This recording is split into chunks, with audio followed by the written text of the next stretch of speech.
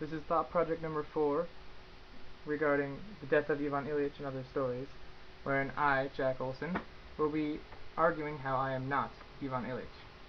First and foremost, and most basically, Ivan Ilych is a fictional character made up by someone in order to make a point.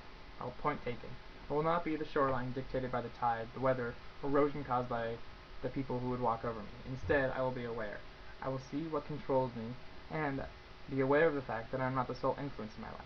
As such, I will let the guidelines given to me dictate how this presentation unfolds. I define success as doing something or learning as much as possible. With regards to doing things, I don't care what, so long as it affects others, the world, or someone. I'd rather die in action than as Ivan did, festering in his bed. With regards to learning, I would want to learn anything, everything, whether it be puzzle solving, whether I learn it during classes, during reading, anything. These desires for success come from the doing something aspect is my way of giving purpose to life or death. It's my way of coping with the idea of death. I feel as if I would accept the reality of mortality easier if I know that my life has a meaning. Learning things comes from my respect of elders, the desire for knowledge, in order to grow into those who I respect. My teachers, whom have always been my elders, have always directed me towards learning, especially my high school physics teacher. My father is another great influence in my life.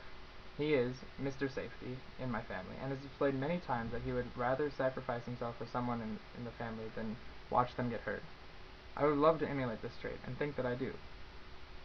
In general, society and all of its rules and regulations have also affected me, and also dictate how I see and view the world. This is where I connect with Ivan the most, because he is an embodiment of functional society. However, this is where I also differ with him the most, because he lost all of his own passion in order to appease the needs of society. Those needs dictated his every move and eventually his death. Not to mention his removal from society. Before he broke with society, however, he was fine, and in his ignorance was happy, or at least, if not happy, he was not unhappy. There's a small commentary on how society will give you rewards for appeasing its needs. Ivan just did not choose a path that he was meant for, nor one that would give him passion. He simply followed where his father's success lay, and hoped that that would bring him the same happiness.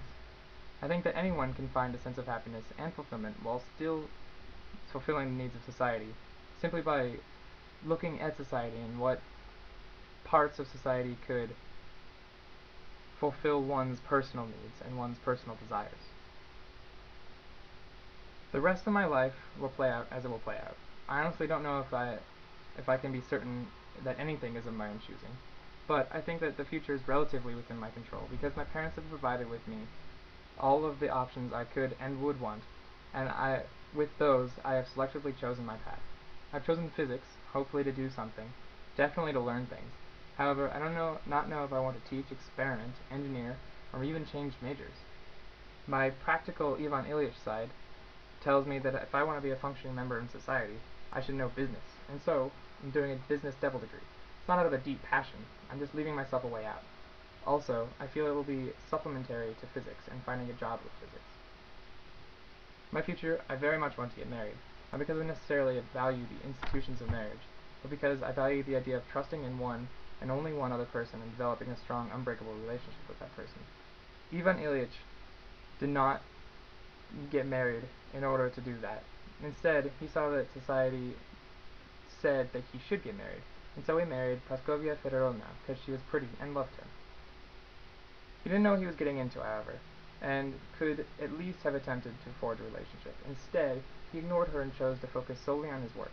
Shame for him. I intend not to let such a horrible relationship be my future.